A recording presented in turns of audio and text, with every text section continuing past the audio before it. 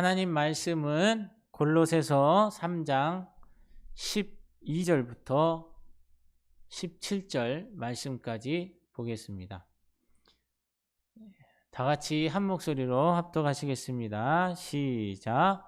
그러므로 너희는 하나님의 택하사 거룩하고 사랑받는 자처럼 긍휼과 자비와 겸손과 온유와 오래 참음을 옷 입고 누구에게 불만이 있거든 서로 용납하여 피차 용서하되 주께서 너희를 용서하신 것 같이 너희도 그리하고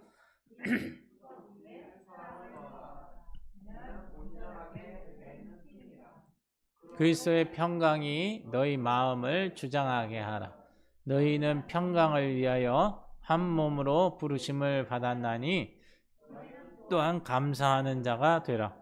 그리스도의 말씀이 너희 속에 풍성히 거하여 모든 지혜로 피차 가르치며 권면하고 시와 찬송과 신령한 노래를 부르며 감사하는 마음으로 하나님을 찬양하고 또 무엇을 하든지 말에나 일에나 다 주 예수의 이름으로 하고 그를 힘입어 하나님 아버지께 감사하라.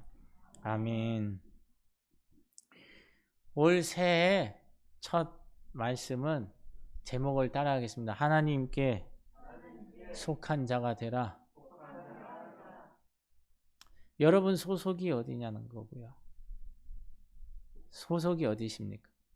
여러분은 누구 소속입니까? 어디 편입니까? 세상 편입니까? 아니면 하나님 편입니까?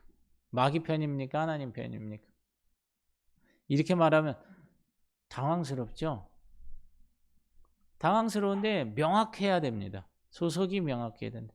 예전에도 누누이 말씀드렸던 것처럼 소속이 명확한 사람이 분명한 사람이고요. 그 소속이 명확하면요.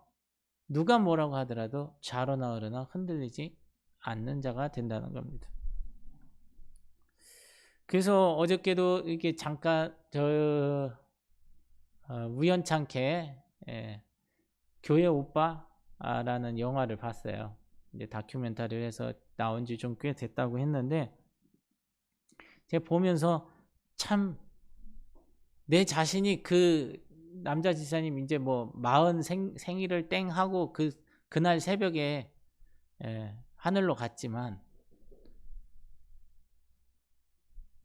너무 뭐랄까 그걸 보면서 내가 발가벗겨진 느낌이다라고 해야 될까요?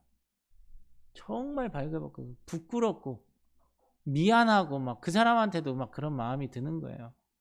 저 사람은 저런데 나는 이라는 거죠. 거기도 또 더군다나 결혼한 지 얼마 안 돼서 딸을 하나 낳았잖아요. 엄마 닮은 딸. 얼마나 귀엽겠어요.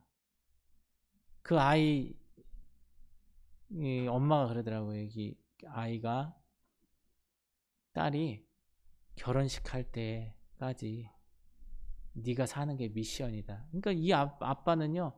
애 돌잔치 하는 게 미션 1번이에요. 왜? 대장암 4기로. 그 잘 나가던 사람이. 그래서 그거 끝나고 그 다음에 입학하고 뭐 이런 게 남들에겐 일상이 이 사람에게는 굉장히 생명보다 큰 미션인 거예요.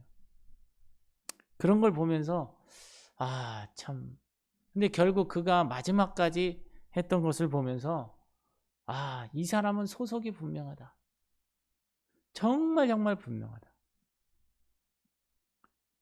그뿐만 아니라 이 부인도 신앙이 없었는데 이 남편 아프고 자기도 여자도 암이 걸렸어요. 임파선 4기. 암이 걸려갖고 그것도 애 낳고 나서 얼마 되지도 않아갖고. 그러니까 어마어마한 일들이 있는데 그것을 지나면서 나중에 끝에 가면서 보니까 이 사람이 부인도 신앙이 어마어마한 거예요. 소속이 명확한 거예요. 그러니까 남편이 이 땅에서 육신의 생명을 다한 그 상황을 보면서 너무 감사하다. 너무 감사하다. 그러면서 내가 조금만 울게 라고 하면서 남편 머리에다 대고 울더라고요. 이게 뭐를 얘기하냐? 믿음이 좋다? 예, 맞아요. 근데 뭐가 명확한 거냐? 소속이 분명한 거예요. 그래서 여러분 꼭 보십시오. 그 채널별로 나오는데 얼마 되지도 않아요. 정말 보십시오. 보시고 하나님께 속한 자가 되는 것이 무엇인지, 뭐가 실제인지, 우리가 아는 말씀과 실제 늘 말하지만 정말 실제가 뭐냐는 거죠. 그 죽음과 아픔과 고통 속에서도 하나님 놓지 않으려고 그 와중에도 몰핀을 맞지 않는 거예요. 왜? 하나님의 말씀을 명확하게 듣고 싶고 설교를 정확하게 그냥 이렇게 맨정신에 듣고 싶다는 거예요. 몰핀 맞으면 몽롱하니까. 그런 거 싫으니까 그 의사가 아니 이거 참기 힘든데 어떻게 이러고 있냐고 그러니까 나는 그렇게 말씀 명확하게 보지 못하는 게 더 참기 힘들어서 이 육체의 고통을 참는다는 거예요. 저는 이분이 보면서 하나님이 왜 이렇게 일찍 데려가셨을까? 이 땅에 제2의 사도 바울처럼 뭔가 하나의 점을 찍고 나서 나는 이분은 가면은 하나님께 어마어마한 영광을 받고 있으리라 생각이 돼요. 어마어마한 영광. 그래서 제가 아직도 마음이 먹먹해요. 그것 때문에. 그러면 나는 어떻게 살아야 되나? 내가 지금 설교는 한다고 하고 이렇게 한다고 하고 나 나름대로 한다고 했는데 과연 이게 진짠가? 막 이런 대물음들이 참 많이 되었던 하루였습니다. 저희 아내도 그래요. 새해 들어서 이렇게 요즘 근래 들어서 이렇게 많이 운 적은 없다고. 정말 여러분, 저와 여러분 어디에 소속이 분명해야 돼요. 소속이 어디냐. 세상의 소속이면요 세상 거 따라가게 돼 있어요. 세상 풍조 따라가게 돼 있고요. 세상 영화를 따라가게 돼 있고요. 근데 소속이 하나님께 있다면 비록 내게 고난이 오더라도 이 고난을 통해서 고난받지 않으면 알 수 없는 그 하나님의 신비를 알게 하신 것에 대해서 감사하더라는 거예요. 우리만 알 수 있지 않냐? 이게 감사한 거 아니냐? 여러분 같으면 그렇게 할까? 아니, 여러분은 둘째치고 나 같으면 그렇게 할까? 쉽지 않다는 거예요. 그 어마어마하게 잘 나가는 직장들 두고 그 젊은 나이에 또 더군다나 자기 와이프를 사랑하는 와이프를 똑 닮은 딸아이 하나 남겨놓고 이 땅을 떠난다는 게 얼마나 미어 터지겠냐는 거죠, 가슴이. 그럼에도 불구하고 소속이 명확하니까 믿음의 반석에 든든히 서더라는 거예요.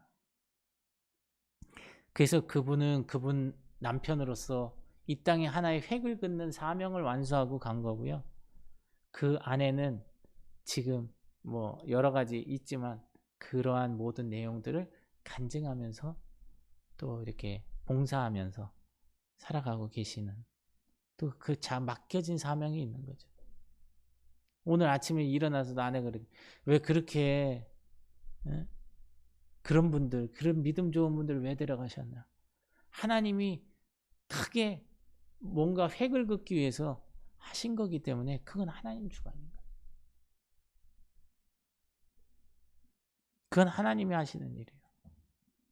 그것 때문에 그는 어마어마한 영광을 받고 그 자손 때 그 딸 하나 남은 아이 아마 그 아이를 주목해 봐도 될 거예요. 왜? 하나님이 어떻게 인도하시는지를.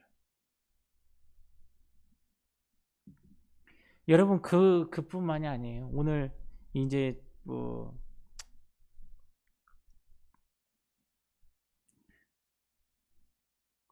그런 제가 예화를 이제 뒀는데 이 예화보다 사실은 이 교회 오빠 이관희 집사의 얘기가 더 정확한 것 같아서 말씀드렸어요. 그래서 많은 사람들이, 그러니까 여기에도 보면 이 보부 위렌트라는 사람의 이야기를 하려고 써놨는데, 이 사람은 베트남 전쟁 때 두 다리를 잃었던 참전 용사였습니다. 근데 이 사람이 다리도 없는데 LA 마라톤 대회에 나온 거예요. 두 다리가 없는데 마라톤 대회에 나왔어요. 근데 어떻게 나왔냐? 물구나무로 서서 마라톤을 한 거예요.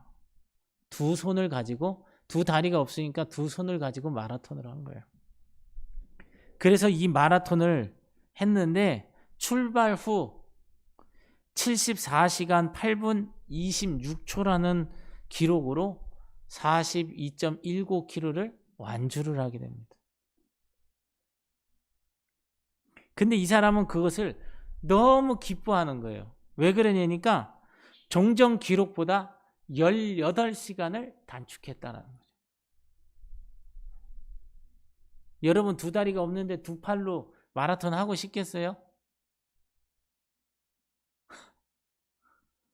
그런데 더한 것은 미국 대륙을 두 팔로 횡단을 합니다. 3년 8개월 6일 만에 그 수천 킬로미터를 횡단을 하는. 그래서 결국 그 기자들이 와서 물었습니다. 얼마나 힘들고 어려웠느냐. 그랬더니 위렌트는 말하기를, 내게는 권태로운 날이 하루도 없었습니다. 하나님이 나를 사랑하시기 때문입니다. 하나님이 힘을 주셨습니다. 그래서 이런 나를 보고 장애를 갖고 있는 청소년들, 시리에 빠진 청소년들과 장애인들에게 하나의 희망이 되기 위해서 자기는 이 사명을 감당한다는 거죠. 자기도 거꾸로 하늘을 보면서 뛴다? 상상이 안 되는 거잖아요. 그리고 두 손으로 달리기를 한다. 이게 우리를 이 일반적인 생각으로는 쉽지 않은 겁니다. 여러분 집에서 물구나무 서보셨나요? 서지나요 그게? 근데 서기만 해도 좀만 있으면 어떻게 돼요? 피 다 쏠려갖고 막. 이 사람은 3년 8개월 6일 동안을 하면서 미국 대륙을 횡단한 거예요. 수천 킬로미터. 여러분 미국 대륙이 그 수천 킬로가 별게 아닌 게 아니에요. 어마어마하게 멉니다. 제가 그걸 가봐서 알아요. 이쪽 끝에서 이쪽 끝까지 가면요, 여기는 분명히 새벽인데 여기는 깜깜한 밤중이에요. 이렇게 비행기 타고 가면 몇 시간, 8시간인가 몇 시간, 10시간인가를 타고 가는데, 분명히 새벽에 샌프란시스코에 떨어져서 트랜스 했는데 JFK 공항 가니까 깜깜한 밤중인 거예요. 밤 10시, 거의 9시인가 10시인가 됐던 거예요. 이쪽이 새벽인데 이쪽은 10시요. 해가 바뀌는 거예요. 해가 바뀌는 거예요. 그 정도로 먼 거리를 두 팔로 물구나무 서서 횡단했다. 그러면서도 권태롭거나 짜증나는 그게 없었다는 거죠.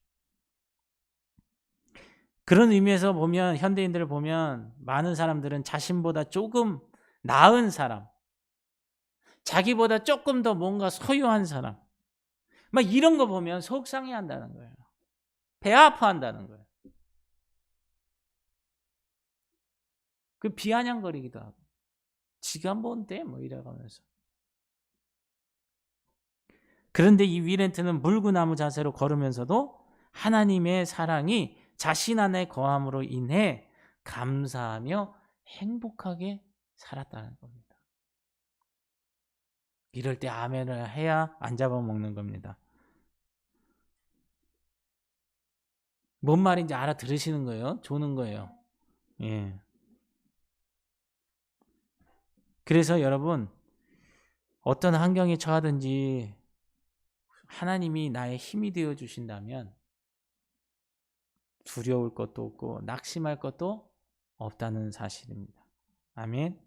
그러기에 우리에게 나타나지는 것은 마음의 기쁨과 평안과 감사가 넘치게 되는 것이죠. 자, 첫 번째, 하나님의 속한 자가 되라. 할 때에 첫째는 주님의 사랑과 평강 가운데 언제나 감사하며 살게 된다는 거예요. 그러니까 하나님께 속하면 뭐라고요? 주님의 사랑과 평강 가운데서 언제나 감사하며 살게 된다는 겁니다. 시편 18편 1절 나의 힘이 되신 여호와여 내가 주를 사랑하나이다. 아멘. 이 한 절 고백 외우긴 쉬워요. 그냥 따라하기도 쉬워요. 고백이라고 말하기도 쉬워요. 그런데 이 고백대로 산다는 것은 쉽지 않은 거예요. 나의 힘이 되신 여호와여 나의 모든 것이 그분 아니면 나는 아무것도 아닌 거죠. 할 수 없는 식물인간 같은 것 되는 거죠. 심지어 소흡하는 것도 안 되는 건데 내가 주를 사랑하나이다. 뭐 때문에? 그 하나님을 알기 때문에 하나님의 그 깊은 것도 깨닫고 그렇기 때문에 나의 온 모든 것을 다해서 그분만을 바라본다는 거예요. 갈망한다는 거예요. 여러분 이렇게 하나님과의 사랑의 관계가 확고해지면요. 우리 마음 가운데 누리는 것이 뭐냐니까 생겨지는 것이 뭐냐니까 평강이라는 것이 들어오는 겁니다. 우리의 마음이 평강해지면 뭐가 입으로 나오는지 아세요? 감사가 나오는 거예요. 모든 사람들이 나름대로 사랑하면서 살아간다고 이야기합니다. 맞아요. 다 사랑하면서 살아가요. 그 요즘 보세요. 그 뉴스에 나오는 이상한 부모들 있잖아요. 근데 다 자기는 자식 사랑한대. 사랑하는데 그거를 다른 사람이 볼 때 저건 아니야! 라고 얘기할 정도의 상태인데도 불구하고 자기는 사랑하는 줄로 착각한다. 내중심적인 거예요. 내가 원하는 거예요. 내 마음대로. 그래서 보세요. 사랑하되 사랑하는 표현이 다 달라야 돼요. 근데 다를 수는 있는데 나름대로 사랑한다는 거예요. 나름대로. 여러분 중요한 것은요. 사랑하되 사랑의 대상이 아주 중요하다는 것입니다. 그래서 불행한 삶을 사는 사람들을 보면 사랑의 대상을 잘못 선택했어요. 어떤 분들은 그래요. 내가 자녀들이 나중에 속색이고 사건 세워갖고 막 검찰 가고 야 내가 니한테 못해준 게 뭐 있어 막 이러고 얘기하는데 그때 애들 하는 말이 뭔지 아세요? 해준 거 없다는 거예요. 근데 이 부모들은 뭘 해줬대요?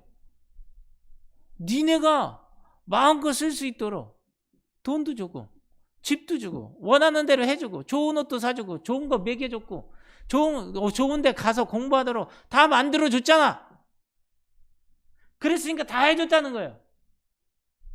근데 얘네들은 그게 아니라는 거예요. 결론적으로 사건 친 애들은 내가 원하는 건 그거 아니었어요 라고 얘기한단 말이에요. 그래서 청소년 범죄 법정은 거의 부모와 자식 간의 상담소의 역할을 한다 해도 뭐 지나친 말이 아니라고 할 만큼 거기서 그런다는 거죠. 판사가 그러는 거예요. 부모가 잘못했네. 판사가 그래요. 얘가 잘못한 게 아니라 부모 때문에 얘가 이 짓을 했네라고 판결을 내린 판결도 있다니까요. 근데 부모는 몰라 그걸. 나름대로 사랑한 건데 나름대로가 뭐냐면 그 아이를 위해서가 아니라 나를 위해서 하는 거예요. 그런 거 있잖아요. 공부 엄청 시키는 사람들 막 그러면서 공부하는 게 나쁘다는 건 아니에요. 좋은데 막 거기에 어마어마하게 집착하는 사람들 있잖아요. 왜 그런지 아세요? 내 새끼가 어디 가서 높아지면 어깨 뽕 넣고 다니는 거지. 내 자식 이런 거 한다고 말이야. 엄청난 허세를 떨라고 하는 거예요, 그게. 그러니까 나중에 내가 너를 어떻게 키웠는데 그러냐? 내가 너를 어떻게 해서 수발해갖고 이렇게 해서 공부해서 여기까지 가게 했는데 네가 나를 배신해. 막 이제 이런 식이 되는 거죠.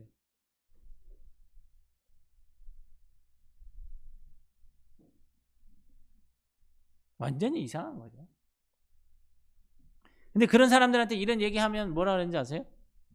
너나 잘하세요. 이제 이러고 말아요. 왜? 내일 내가 상관하지 말라는 거예요. 내가 나의 주인이니까. 그래서 이런 불행한 사람들의 특징을 보면 대상을 잘못 선택해서 잘못된 사랑을 하기 때문에 인생이 불행해진다는 사실입니다. 그 중에서도 많은 사람들이 하나님을 따르는 대신에 사단을 따르고 우상을 사랑하다가 망한 일들이 얼마나 많이 있습니까? 얼마나 많이 있냐는 거죠. 그래서 시편 16편 4절에 다른 신을 쫓는 자들은 괴로움을 더하리라. 나는 그들처럼 다른 신에게 제사하지 않고 그 신들의 이름을 부르지 않을 것이다. 그렇게 다윗이 얘기하는 거예요. 다른 신을 쫓는 자들은 어떻게 해요? 괴로움을 더하겠다는 거예요. 하나님을 따라야 되는데 다른 신을 따라 세상을 따르는 거예요. 사단을 따르는 거예요. 그럼 뭐가 더해진다는 거예요? 괴로움이 더해진다는 거예요. 괴로움이. 우리 인생에 괴로움이 있기를 원하세요? 그런 사람 별로 없잖아요. 거의 없죠. 그런데 괴로움이 더할 짓을 하면서 괴로움 없기를 바래. 이 모순을 어떻게 해결할 거냐는 거죠. 이런 모순을 잡는 게, 기준을 잡아주는 게 뭐예요? 교회에서 하는 일이고 설교의 역할이고 예배의 역할이에요. 그래서 기준을 보고 거기에 그렇구나 하면서 하나님이 내 마음을 깨닫게 하셔서 내가 조정해서 바른 길로 옳은 길로 갈 수 있도록 제시하는 거예요. 그래서 교회에서 목사가 하는 거는 기준 제시를 하는 거예요. 계속 기준 제시를 하는 거예요. 여러분, 그래서 올바른 사랑을 제대로 하기만 하면 엄청난 능력을 저와 여러분은 발휘할 수가 있어요.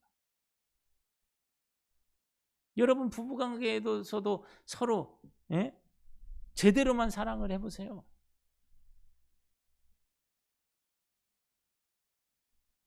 해요? 눈을 부딪히고 말을 해야 되나?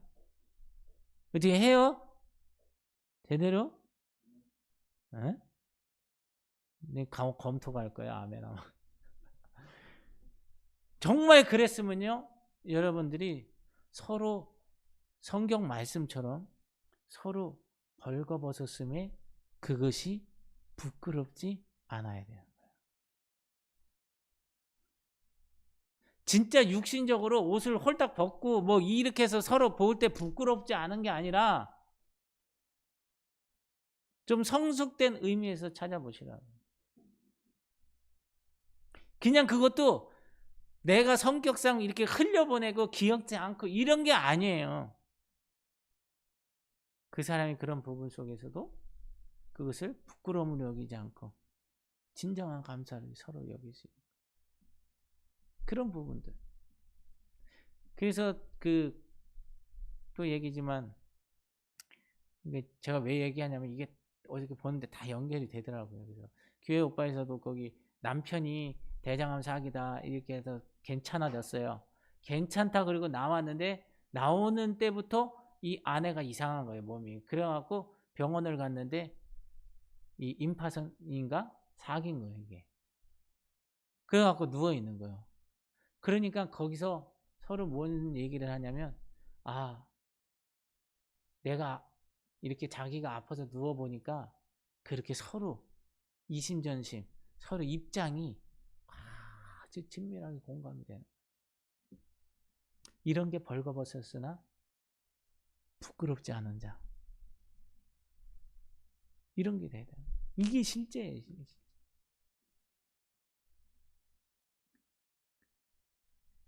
여러분 그래서 2차 세계대전 때 독일군의 포로들이 시베리아에 끌려가서 많이 죽었다고 합니다. 그런데 그때 죽지 않고 살아남았던 사람들의 특징이 있었다고 합니다. 그래서 그 특징은 뭐냐니까 사랑하는 사람의 사진을 갖고 있었던 사람들은 거기서 그 열악한 상황 속에서도 죽지 않고 살았다는 겁니다. 사진을 바라보면서 나를 사랑하는 사람이 나를 기다리고 있구나. 나를 기다리는 사람이 존재하고 있구나. 좋은 날이 올 때까지 어려움을 참고 이겨내야지 하며 사랑의 끈을 가진 사람은 쉽게 죽지 않더라는 겁니다. 그래서 골로새서 3장 13절에서 14절에 보면 서로, 이게 좀 다른 번역본이에요. 서로 참으며 언짢은 일이 있더라도 주님께서 여러분을 용서하신 것 같이 서로 용서하십시오.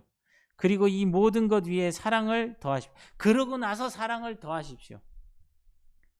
용서해 주려고 해도 자꾸 이렇게 예배 때 딴짓하고 그런 사람들은 좀 힘들어요. 특히 스마트폰은 하고 그런 사람들은 참 힘들어요. 주여 축복하소서. 내가 말하고 시험 들겠네. 자, 사랑은 그 모든 것을 완전히 하나로 묶어주는 띠와 같은 것입니다. 이 말이 뭔 말인지 알겠죠? 번역본으로니까 사랑으로 온전히 하나 그러니까 온전히 묶는 띠로, 그리스도의 띠로 하나 되기 위해서는 사랑을 더해야 되는데, 그 사랑을 더하기 위해 어디 바탕이 언짢은 일이 있더라도 용서하며 서로 참는 그 위에 사랑을 더하면 그 사랑이 우리를 완전히 묶어주는 하나의 띠의 역할을 한다는 거예요. 사랑이 능력이 되려면 이 기반이 갖춰져야 되는 거예요. 그래서 언짢은 일이 있더라도 용서하신 것 같이 서로 용서하십시오. 또 서로 참으십시오. 여기 서로라고 돼 있지 네가라고 돼 있지 않아요. 그라고 돼 있지도 않고요. 서로라고 그랬어요. 서로. 그러니까 이게 하나 된다, 벗었으나 부끄럽지 않다는 것은 이게 나를 생각하기 시작하면 이게 쉽지 않은 거예요. 아내들도 마찬가지예요. 나를 생각하기 시작하고 그러면 남편이 이상한 거예요. 왜 남편은 자꾸 시댁만 생각하는 것 같지? 그렇게 생각하는 순간 남자는 뭐예요? 왜 내 아내는 친정만 생각하지? 이러면 갈라지는 거예요. 이게 서로 이거 하고 똑같은 거예요. 근데 보면 그게 있어요. 없는 게 아니에요. 지혜롭게 하셔야 돼요. 지혜롭게. 여러분, 주님의 사랑을 받는 성도는 주님을 본받아 사랑으로 자비와 긍휼의 마음을 가지고 용서하는 자가 되라고 말을 합니다. 왜냐하면 나도 살고 남도 살리는 사람이 되게 하시기 위해서 우리에게 뭘 주셨다는 거예요? 사랑을, 당신의 생명을 주셨다는 거예요. 그러므로 우리가 하나님께 속한 자가 되기 위한 첫 번째, 주님의 사랑과 평강 가운데 언제나 감사하며 삽시다. 여러분, 다리 2개 있죠? 얼마나 감사해요. 손가락 5개 다 있죠? 머리 다 있죠? 뛸 수 있죠? 얼마나 감사한 거예요. 여러분, 만약에 물구나무 선다고 생각해봐요. 여자분들, 젊은 사람들이 더 좋겠지. 이제 오집사도 이제 40대라 이제 헐렁이 치마 좋아해. 이 젊은 사람들은 막 미니스커트에다가 막 이런 거 입고 싶잖아. 그런데 다리가 없어. 그럼 나가고 싶겠어요? 아까 말한 이 예하에든 위렌트처럼 물구나무 서서 그거 다니겠어요? 그러면서 감사할 수 있을까요? 절대 그런 못합니다. 안 됩니다. 쉽지 않습니다.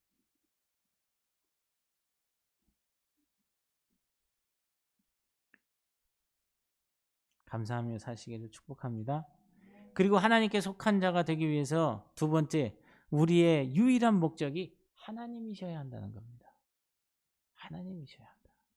시편 18편 2절에서 3절, 여호와는 나의 반석이시요 나의 요새시요 나를 건지시는 이시요 나의 하나님이시요 내가 그 안에 피할 나의 바위시요 나의 방패시요 나의 구원의 뿌리시요 나의 산성이시로다. 내가 찬송받으실 여호와께 아뢰리니 내 원수들에게서 구원을 얻으리로다. 하나님만이 우리를 구원하실 수 있다. 건져내실 수 있다는 거예요. 살릴 수 있다는 거예요. 회복시키고 치유하시고 지키시고 인도하시고 보호하시고 모든 것을 하나님이 하실 수 있기에 우리는 하나님만이 유일한 목적이 되어야 된다는 거예요. 이게 하나님을 명확하게 알아야 되는 거죠. 그러니까 소속이 분명한 사람은 이게 명확해지는 거예요. 명확한 거예요. 명확한 사람은 소속이 분명해지는 거예요. 어디 보고 정강훈 지사님 보고 비봉 어린이집 원장이요? 아니면은 남영 어린이집 원장이라고 계속 얘기해봐요. 비봉 어린이집 원장한테. 그럼 말한 사람이 뭐예요? 이거지. 지정신이 아닌 거지 그게. 그죠? 오미경 집사 보고 자꾸 호메실 어린이집 원감이라고 얘기를 해봐. 원감인지 아닌지 모르지만 하여튼. 뭐 그런다고 그럼 왜 나한테 그래요? 하지 마요. 막 이러다가 나중에 짜증나겠지. 마찬가지인 거예요. 여러분 여기 보십시오. 다윗은 하나님께 절대적 가치를 두고 신뢰하며 살았다는 거예요. 그럴 때 어떻게 됐어요? 하나님이 그의 힘이 되어 주셨다라고 얘기해요. 시편 18편 3절 내가 찬송 받으실 여호와께 아뢰리니 내 원수들에게서 구원을 얻으리로다. 여기서 찬양 받으실 하나님, 즉 이것은 뭐예요? 자신의 인생의 목적이 오직 하나님뿐임을 뭐 하고 있는 거예요? 고백하고 있는 거예요. 하나님이 다윗의 영광 되심을 고백하는 거죠. 그랬을 때 어떻게 힘이 되어 주셨냐? 골리앗과 만났을 때 사울왕이 자기를 죽이려고 쫓아오는 그 수많은 상황, 그리고 아들 압살롬이 모반을 벌였을 때 뿐만이에요. 어느 때도 힘이 되어 주셨어요. 이런 위기에서도 지켜주셨지만 나단 선지자가 자기의 죄를 책망하는 이럴 때에도 어떻게 했어요? 눈물로 침상을 적시며 하나님 앞에 회개할 수 있었다. 그 힘이 어디서 왔냐? 하나님께서 주셨다. 여러분, 그래서 진정한 회개도 하나님이 허락하셔야 되고요. 진짜 보호하심과 인도하심도 하나님이 허락하셔야 된다는 것을 다윗의 삶을 통해서 너무나 분명하게 볼 수 있다는 거예요. 그뿐만이 아니라 결국 이렇게 되니까 이런 다윗을 하나님이 사랑하셔서 그를 어떻게 해요? 높여주셨다는 거예요. 높여주셨다. 세우시는 이도 하나님이시다. 할렐루야. 그래서 골로새서 3장 15절 말씀에 보면 그리스도의 평강이 너희 마음을 주장하게 하라.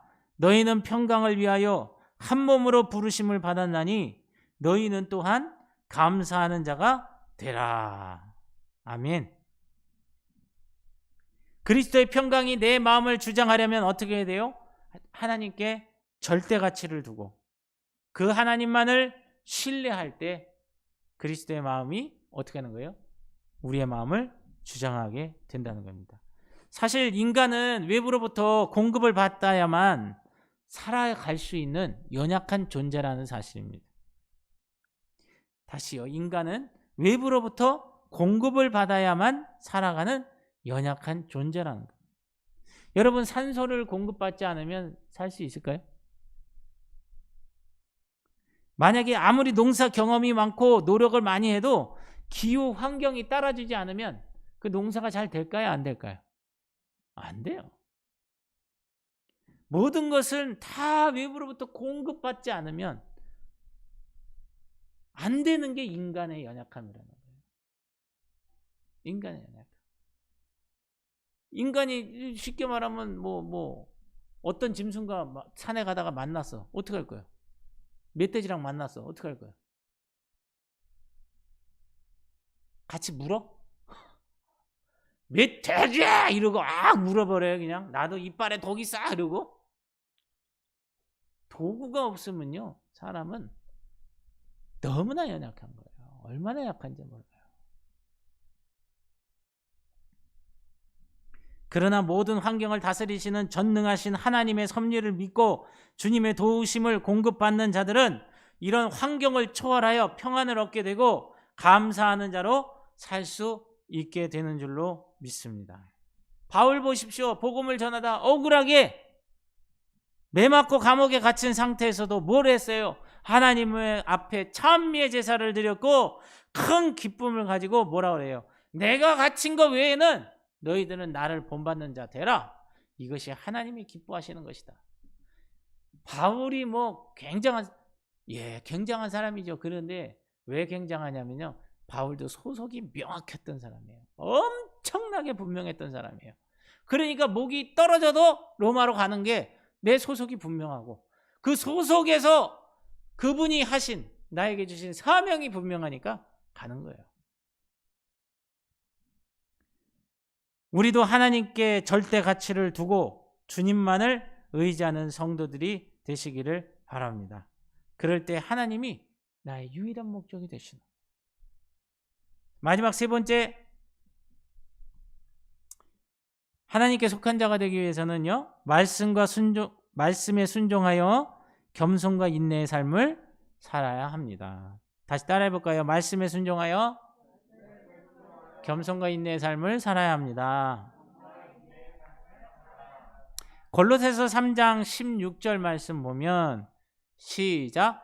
그리스도의 말씀이 너희 속에 풍성히 거하여 모든 지혜로 피차 가르치며 권면하고 시와 찬송과 신령한 노래를 부르며 감사하는 마음으로 하나님을 찬양하고. 여러분, 여기서 말씀이 풍성히 거한다는 것은요, 성경에 많은 지식을 소유한다는 게 아니에요. 말씀을 내 마음에 새겨 말씀에 순종하고 실천한다라는 의미를 담고 있습니다. 그래서 성경에도 신비에 새긴다 그러잖아요. 신비에 새기라. 내 마음속에 신비에 새기라. 그래서 말씀이 풍성히 거한다는 말은 뭐예요? 성경 지식을 소유한다는 것이 아니라 하나님의 말씀을 내 마음에 새겨서 말씀에 순종하고 말씀에 실천한다라는 의미를 포함하고 있다는 겁니다. 그 의미를 갖고 있다는 겁니다. 그래서 이렇게 될 때에 어떻게 해요? 말씀이 곧 능력으로 나타나게 된다는 것이죠. 그래서 말씀으로 능력이 나타나기 위해서 세 가지가 있습니다. 그냥 많지만 줄일게요. 첫 번째, 하나님께 속한 자들은 말씀이 마음에 자리 잡아야 돼요. 어디에 말씀이 자리 잡아야 된다고요? 내 마음에 자리 잡아야 된다. 그리스도의 말씀을 기억하여 생활 지침으로, 즉 말씀이 삶이 되어야 된다는 말입니다. 런던에 유명한 주정꾼이 있었어요. 낮에도 술을 마시고 싸우고 부인을 구타하는 등 이웃의 온갖 미움을 다 받고 살았던 사람이 있는데 어느 날 술을 마시고 싸우다가 이제 안 돼서 경찰에 체포된 거예요. 근데 경찰서로 연행될 때 사람들이 그를 비웃고 조롱했죠. 지금처럼 뭐 경찰차 타고 가는 게 아니니까 뭐 인권 보호니 해서 얼굴 가리고 그런 거 안 하잖아요, 그때는. 그러니까 막 길을 걸어가니까 막 이런 거지. 그때 한 소녀가 주정꾼 옆으로 달려가서 아저씨 힘내세요. 제가 경찰서까지 함께 가드릴게요. 곁에서 명랑하게 노래를 흥얼거리며 함께 걷는 소녀가 있었어요. 근데 그 소녀랑 경찰서 가다가 이 주정꾼 마음에 뭔가가 움직이기 시작했고 그의 눈에서 눈물이 흐르기 시작했다는 거예요. 이 소녀는 구세군의 상설자인 윌리엄 부스의 부인이었던 캐서린 부스 여사였다는 겁니다.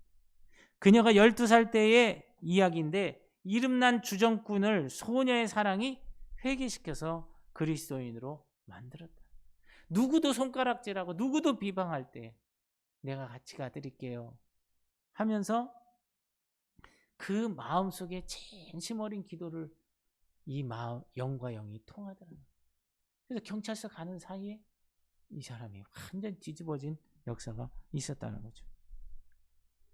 그래서 때를 얻든지 못 얻든지 전도하라는 말씀이 그녀에게 가득 차 있었다. 하나님의 사랑으로 가득 차 있었다.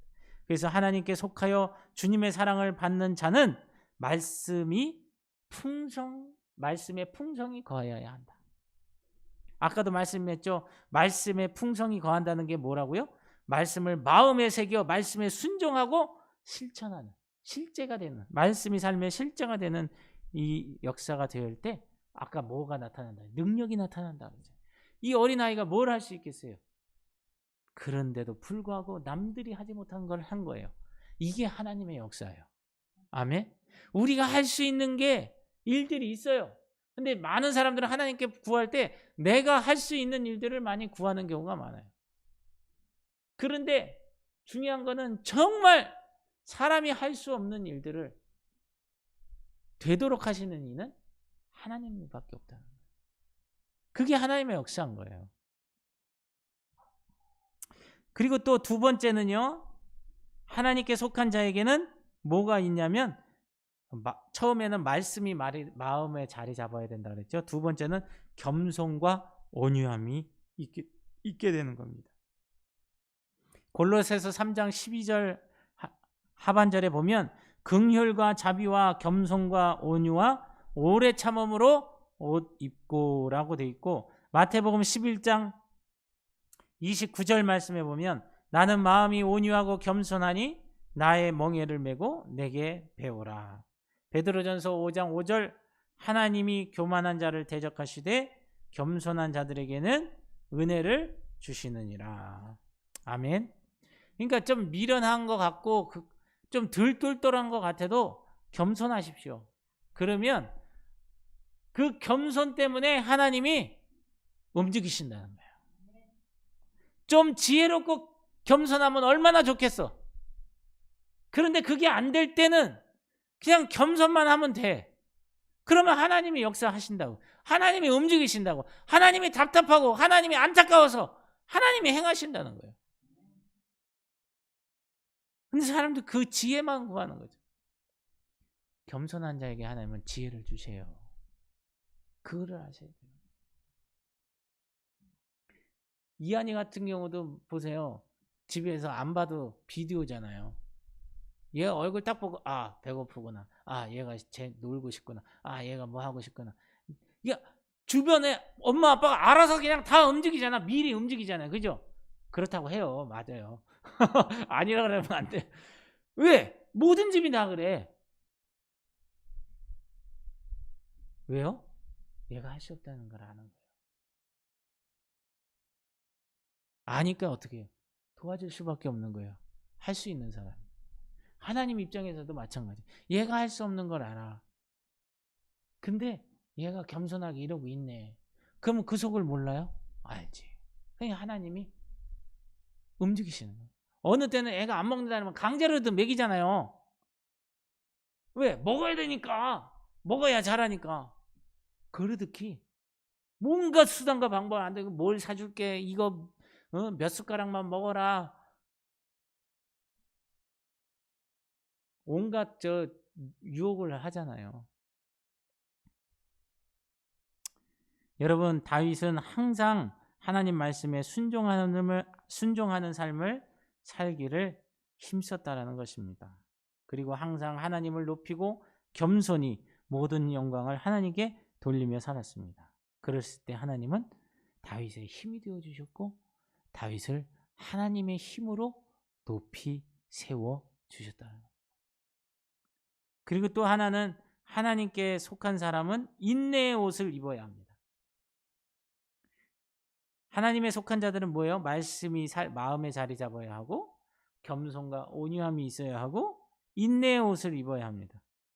사람들은 고가의 것들 그것으로 치장하여서 자신을 돋보이게 하려고 합니다.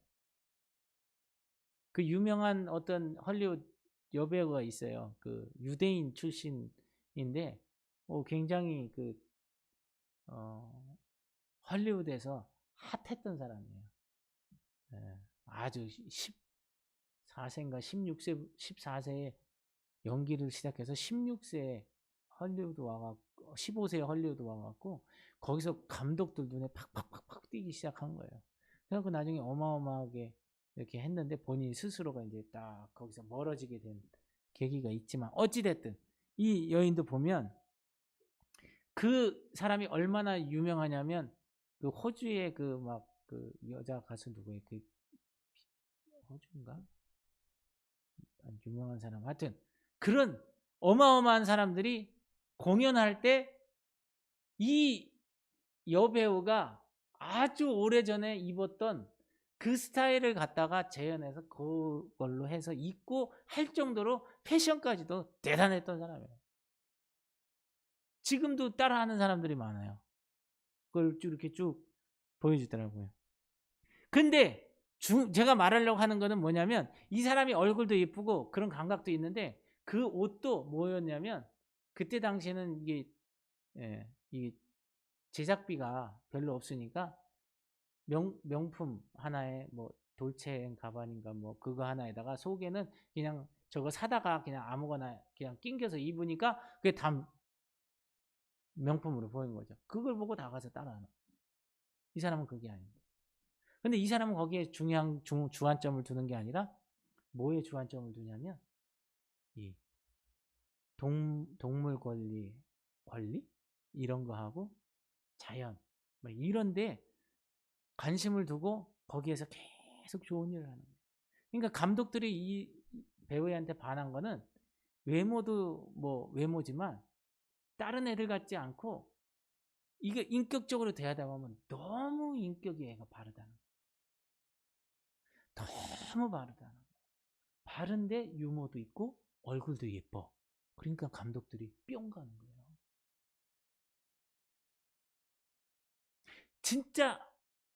진짜는 그거라는 거예요. 근데 다른 사람들은 이 진짜를 보는 게 아니라 거치장만 보고 자기네가 그것을 따서 뭔가를 자기네가 할 때 화려하게 뭔가를 만들어내고 걔가 그때 돌체가바니를 입었으니까 나도 거기서 그 얘기해서 그거 가서 입어. 그러면 그게 끝이야. 여기는 다 빈 거라는 거죠. 그래서 많은 사람들이 맞아요. 겉에 그렇다고 눈곱 껴갖고 다니라는 얘기가 아니에요. 무슨 얘기인지 아시죠? 고가들의 것으로 치장하면서 자신을 돋보여서 그럼 돋보이면 어떡할 건데? 누가 납치해 가기를 바라는 거예요? 그런 데다가 마음을 쓰고 있다는 거예요. 그런데 하나님의 백성들이 꼭 입어야 할 옷은 성경에 뭐라고 얘기하고 있냐? 따라합시다. 의의 옷, 빛의 갑옷, 그리스도로 옷 입으라. 겸손과 온유를 입으라. 인내로 옷을 입으라고 말씀했어요. 그리스도인들이 세상에 하는 사람들을 다 따라가고 있단 말이에요. 심지어 이런 말 하는 어떤 분들은 어떤 목사님이 이따만한 반지 끼니까 그 다음부터 어떤 반지들 끼고 다니는 게 유행이 되기도 하고 그랬잖아요. 모르시죠? 어떤 목사님이 이따만한 금반지를 끼고 이러고 마이크 잡고 이랬더니 그 다음부터 금반지 빼서 헌금해라. 아유 진짜. 여러분 고린도전서 13장 4절에서 7절 말씀 보겠습니다. 시작. 사랑은 오래 참고 사랑은 온유하며 시기하지 아니하며 사랑은 자랑하지 아니하며 교만하지 아니하며 무례히 행하지 아니하며 자기의 유익을 구하지 아니하며 성내지 아니하며 악한 것을 생각하지 아니하며 불의를 기뻐하지 아니하며 진리와 함께 기뻐하고 모든 것을 참으며 모든 것을 믿으며 모든 것을 바라며 모든 것을 견디느니라. 아멘. 이게 쉽냐는 거지. 이게 쉽냐. 관계 속에서. 하여튼 못 참게 만드는 것들이 있어요. 항상. 그런데도 불구하고 그럴 때마다 어떻게 하라고요? 나의 소속이 어딘가. 내 힘으로는 그게 안 된단 말이에요. 네? 내 힘으로는 안 된단 말이에요. 이렇게 얘기해도 뒤에서 딴짓 하잖아요. 내가 얘기해도 안 되는 거지. 저 가서 주먹으로 때린다고 되겠어요? 히브리서 12장 1절 모든 무거운 것과 얽매기 쉬운 죄를 벗어버리고 인내로서 우리 앞에 당한 경주를 경주하며 라고 말을 하고 있습니다. 어떤 분은 실제로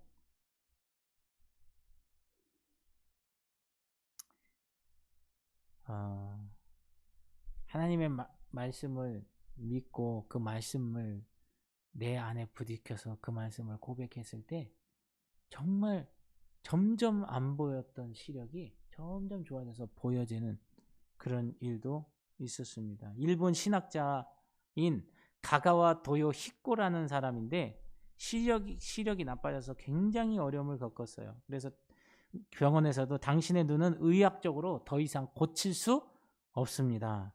다시 볼 수 없을 것 같습니다. 그렇게 했을 때 아내에게 성경을 읽어달라고 그랬을 때 그러나 하나님을 믿는 그는 낙심하지 않고 죄를 고백하며 기도했고 아내에게 성경을 읽어달라고 부탁했는데 44일 동안 어두운 생활을 하게 되었습니다.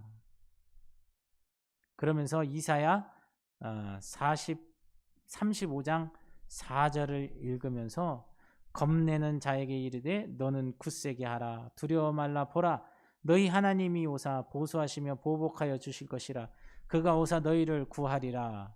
그때 잠깐 여기에 겁내는 자에게라는 말씀은 성급한 자에게라는 말씀인데 내가 너무 성급하고 조급하게 굴었어. 나의 조급함을 용서하세요. 그러면서 그 말씀에 깨달아진 것을 가지고 또 회개하였고 그 다음 절을 읽어달라. 그래서 5절을 읽었더니 그때 소경의 눈이 밝을 것이며 귀머거리 귀가 열릴 것이며 그때 외칩니다. 소경의 눈이 밝을 것이라고 되었어요. 나의 눈도 밝아질 것이에요. 그리고 눈물을 흘리며 거기서 기도를 했습니다. 그때 기적처럼 그의 눈이 밝아지기 시작했습니다. 44일 만에 밝은 빛을 다시 보게 되었던, 그래서 하나님이 그의 능력이 되어주셨던 역사를 신학자인 가가와 도요 히코는 고백을 하고 있습니다. 하나님께 속한 백성들이 천성을 향해 달려갈 때 많은 환난을 겪게 됩니다. 그런 중에도 말씀으로 무장하고 겸손히 주님을 의지하면서 인내로 달려갈 길을 마치는 자가 믿음의 승리자가 될 수 있는 줄로 믿습니다. 우리 모두 하나님께 속한 자답게 말씀에 순종하여 겸손과 인내로 달려갈 길을 마치는 복 있는 믿음의 성도들이 되시기를 축복합니다. 다시 한번 정리합니다. 하나님께 속한 자가 되라. 사랑과 평강 가운데 감사하며 살고 하나님께 절대 가치를 두고 살고 말씀에 순종하여 겸손과 인내의 삶을 살 때에 하나님의 속한 자가 되는 줄로 믿습니다. 우리 모두 올 한 해 하나님께 속한 자 되시길 축복합니다. 우리 찬양한 거